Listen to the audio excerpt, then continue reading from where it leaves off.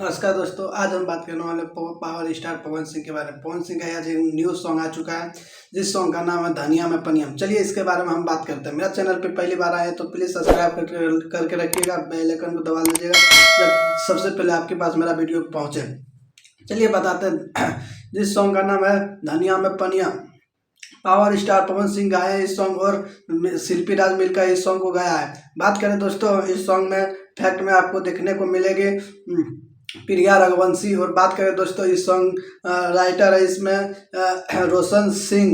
और बात करें म्यूजिक दिया है प्रियांशु सिंह ने। दोस्तों बात करें इस सॉन्ग आदित्य फिल्म्स पे आया है। इस सॉन्ग आप नहीं देखे तो जाके पहले सुन लीजिएगा। और क्या इस सॉन्ग है पहले आप लोग सुन लीजिए एक बार।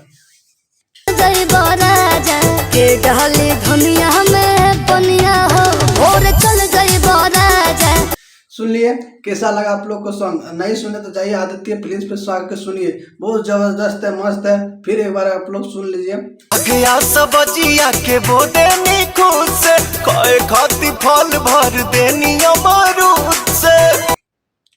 और कैसा लगा आप लोग को इस सॉन्ग और मेरा वीडियो कैसा लगा कमेंट करके बता दीजिएगा। फिर मिलेगा अगले वीडियो में कोई न्यू अपडेट लेके। जय हिंद, जय भारत। मेरा चैनल को सब्सक्राइब करके रखिए। जय हिंद।